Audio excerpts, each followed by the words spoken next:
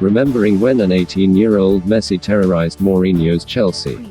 Having watched Lionel Messi break numerous records with Barcelona over the years, it's difficult to remember a time when he wasn't the star attraction.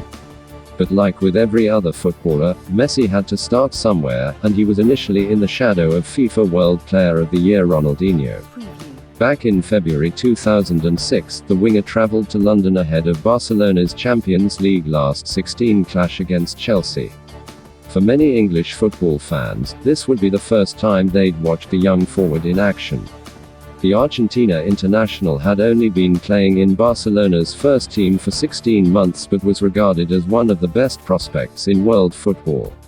Chelsea assistant coach Andre Villas-Boas compiled a scouting report before the game, attempting to give his players an insight into the young Messi. Quality and speed, but very left-footed, Villas-Boas reportedly wrote. Exactly the same behaviors as Ronaldinho. Inside between lines or diagonals. Encourages team forward by ball driving. Amazing 1 versus 1. If option is to foul him, it is important to do it outside the box and as early as possible, as he recovered from an injury recently. One section on Messi ends with the simple message, fouls. Chelsea were clearly planning to give the teenager a rough introduction to English football.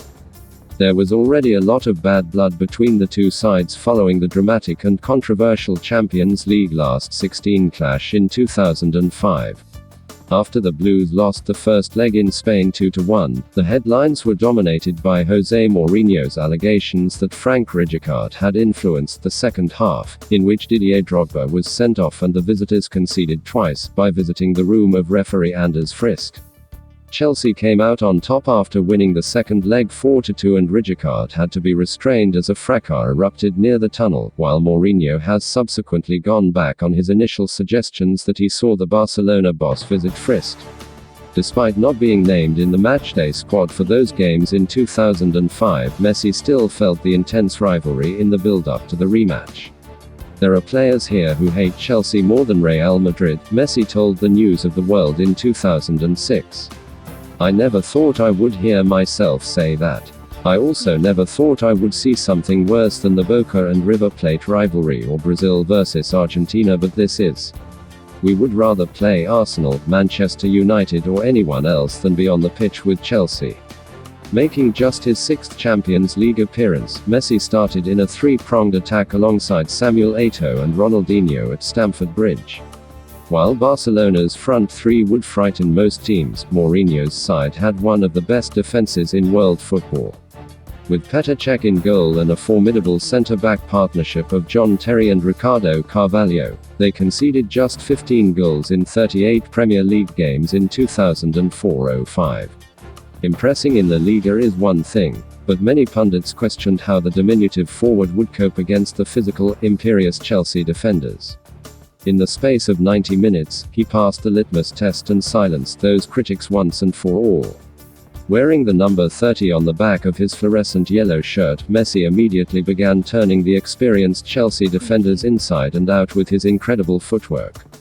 The pre-match talk had been about the poor quality of the pitch at Stamford Bridge, but Messi soon made the moody surface his new playground. Are we really supposed to believe that he couldn't do it on a cold, rainy night in Stoke? With Villas-Boas' pre-match comments ringing in his ears, a frustrated Asier Del Horno nearly rearranged Messi's kneecap with a reckless challenge in the early stages. Refusing to be intimidated, Messi carried on where he left off and put Arjen Robben on his backside with a cheeky piece of skill. Del Horno, who was already walking a tightrope, then clattered into him, sparking a melee on the pitch. With Messi rather theatrically rolling around on the floor, the referee reached into his pocket and gave Del Horno a straight red card. Chelsea's task had suddenly got even harder. How do you say cheating in Catalan? A furious Mourinho said after the game. Can Messi be suspended for acting? Barcelona is a cultural city with many great theaters, and this boy has learned very well. He's learned play acting. Having watched Ronaldinho score that goal at Stamford Bridge a year earlier, Messi was now the one standing out in a game littered with star players. The passing of the torch had well and truly begun. Like a cat toying with a helpless mouse, Messi was too quick and skillful for the Chelsea defenders and clearly enjoyed humiliating them. The likes of Terry and Carvalho suddenly seemed like mere mortals for the first time in years. Samuel Eto'o then headed home the winner in the 80th minute, giving Barcelona a huge advantage ahead of the second leg in Spain. Messi may not have registered a goal or assist at Stamford Bridge, but he had well and truly announced himself to the world with one performance. While Chelsea defenders would have undoubtedly had sleepless nights in the build-up to the second leg, Messi wasn't able to have the same impact at Camp Nou.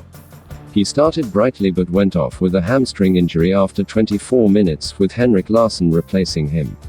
Barcelona still got the job done without their little magician, progressing to the quarterfinals following a 1-1 draw. The Spanish giants went on to beat Arsenal in the 2006 Champions League final, but Messi had to watch on from the sidelines as he recovered from his injury. While he may have missed that game at the Stade de France, Messi's performance at Stamford Bridge proved to be a sign of things to come for English sides. Don't forget to like and subscribe to the channel for up-to-date news from all around the globe. Thanks for watching. It was latest football news daily. Have a nice one, and see you in a bit.